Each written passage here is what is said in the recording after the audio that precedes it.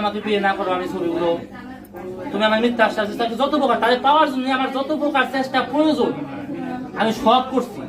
এখনো কি সেই পাওয়ার জন্য আপনি এখানে? আমি এখনো তাকে পাওয়ার জন্য করতেছি, এখনো সে যাই হোক, সে যতই তার যতই যাই হোক, সে আমার কাছে অনেকে আমাকে এই ফ্যামিলির লোকজনরা আমাদের বুঝাইছে, আমাকে আইনে থ্রেট করছে। প্রথমে আমাকে বুঝাইছে মেয়ে ভালো না, মেয়ের অমুকের সাথে সম্পর্ক, মেয়ের সাথে অন্যজন এসে বাড়ির সাইকেল ধুয়ে গেছে, অন্যরকম মেয়ের ঘরে অন্য লোক আসে, এরকম আমাকে বোঝানো হয়েছে এই ফ্যামিলির লোকজন। যখন কি আমি বলছি যে আসলে আমি একটা কুকুরের সমতুল্য হয়ে গেছি, আমি তাকে ভালোবাসি, আমি তার কোনো পাস্ট আমি কিচ্ছু দেখতে চাই না, আমি তাকে বিয়ে করবো, এটাই আমার সবাই। কে কি বললো, আমার বাবা মা মানবো কি না মানবো এটা আমার সাবজেক্ট না। আমি তার জন্য সব ছাড়তে পারি, সব পুরো দুনিয়া ছাড়তে পারি আমি তার জন্য। আপনার কি ম্যাচিওর হয়ে? আমার বয়স 27 বছর 28 বছর আগে, আর তার বয়স 21 বছর।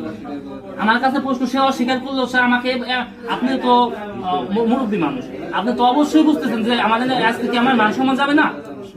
হ্যাঁ, এটা লাইফ বলতেছে, এটা মান সম্মান যাবে। কোন সময় আমার জীবনের বাঁচা মারা প্রশ্ন, কোন সময় একটা ছেলে ধরনের সিদ্ধান্ত নিতে পারে? আচ্ছা, প্রেমের সম্পর্ক 3 মাসের ভিতরে আপনি সিরিয়াস হয়েছেন, আপনার প্রেমের হচ্ছে চাচ্ছেন যে প্রেমে বিয়ে মাধ্যমে সে আমাকে বলছে, সে আমাকে আশ্বাস গ্রহণ দিচ্ছে। করতে, হ্যাঁ আপনি কি হচ্ছে এই মেয়ের সাথে বা মেয়ের পরিবারের সাথে আপনি কি হচ্ছে গ্রহণ করছেন না? সে যদি রাজি না থাকে এখন রাজি না হইতে পারে, এটা তার ব্যক্তিগত ব্যাপার, তাতে আমার জোরে কিছু নাই, ঠিক আছে?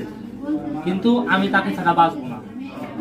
সে আমার সাথে প্রতারণা, আমি একটা ছেলে এখানে আসে নাই, এই নিজের মান সম্মান নিজের বাঁচা মারার প্রশ্ন হয়ে গেছে না, একটা পোলা এখানে এসে দাঁড়ায় না, সে মোর ব্যবসা এমনি আছে, সেই ধরনের আশ্বাস পাইছে দেখে।